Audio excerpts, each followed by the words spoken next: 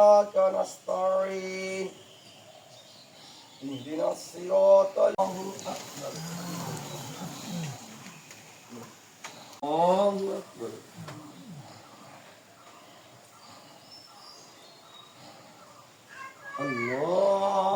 أكبر الحمد لله رب العالمين سمع الله لمن حمده الله أكبر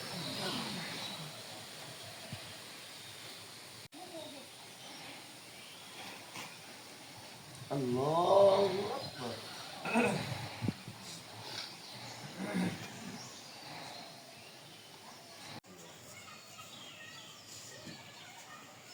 السلام عليكم ورحمة الله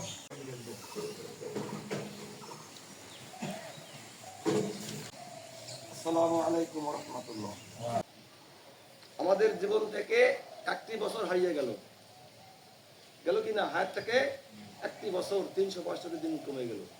এজন্য খুশি না বেজা? ঈদ মানে খুশি হলো কেমনে? খুশি হলো কেমনে? আমরা তো আজ সমাজের মধ্যে ঈদ মানে খুশি, ঈদ মানে খুশি।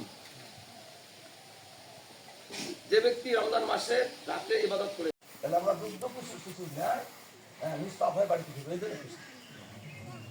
রোজাদারের জন্য দুইটি খুশির সংবাদ, দুইটা সময়। এক হল ভারাতান মজা সাদরিন, কিন্তু বাংলাদেশ তার সীমাগুলি লঙ্ঘন করে আর কোন মুসলিম সেই মুসলিম মান সাল্লাহ সালাতান, যে ব্যক্তি রাসূলের মত সালাত আদায় করবে। তাই কোরআন এবং হাদিসের বর্ণনা অনুযায়ী পৃথিবীতে কোথাও চাঁদ দেখা গেলেই সারা বিশ্বে রমজান চন্দ্র মাস শুরু হয়ে যায়। তাই গতকাল সৌদি আরব তথা মিডল ইস্টে চাঁদ দেখা গিয়েছে, যা নির্বোধক সূত্রে আমরা জানতে পেরে আজকে আমরা ঈদের নামাজ পড়েছি। তাছাড়া আমাদের মোহাম্মদ ইমাম আবু হানিফা রাহিমাহুল্লাহ তিনিও একই ফতোয়া দিয়েছেন যে পৃথিবীতে কোথাও চাঁদ দেখা গেলে একই দিনে সারা বিশ্বে ঈদ হওয়া বাঞ্ছনীয়। তাই আমরা এর উপর ভিত্তি করে আমরা আজকে আমরা রোজাও যেহেতু গতকাল থেকে আমাদের 30টা পূর্ণ হয়ে গেছে, আজকে আমরা ঈদের সালাত আদায় করেছি আলহামদুলিল্লাহ। রাহমাতুল্লাহি ওয়া বারাকাতুহু। আমরা সৌদি আরবের সঙ্গে মিল রেখে প্রতিবারের ন্যায় এবারও ঈদের নামাজ ঈদুল ফিতর আদায় করলাম। গতকাল আমাদের 30টি রোজা সম্পন্ন হয়েছে, তাই আজকে আমরা ঈদের নামাজ সম্পন্ন করলাম। আমরা কৃতজ্ঞতা প্রকাশ করছি বাংলাদেশ সরকারকে যে আমাদেরকে স্বাচ্ছন্দ্যে এবং নির্বিঘ্নে ঈদ উদযাপন করার জন্য কেন প্রশাসনের ব্যবস্থা করেছেন, সাংবাদিক ভাইয়েরা এসেছেন, সর্বসকলে ভালো লাগছে। আমরা আজকে ঈদের নামাজ এখানে সম্পন্ন করেছি আলহামদুলিল্লাহ। আমরা দীর্ঘদিন থেকে এই ফুলবাড়ি জেলেপাড়া মসজিদ ঈদগাহের মাঠে সৌদি আরবের সাথে মিলে রেখে আমরা ঈদের সালাত আদায় করতেছি আলহামদুলিল্লাহ।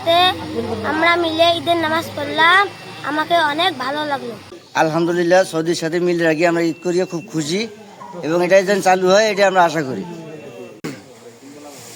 আমাদের ইমাম আবু হানিফা রহমতুল্লাহ আলাইহি বলেছেন যে পৃথিবীর কোথাও চাঁদ উঠলে যেন রোজা এবং ঈদ উদযাপন হয়। ওই ক্ষেত্রে আমরা আজকে ঈদ উদযাপন করলাম ইনশাআল্লাহ।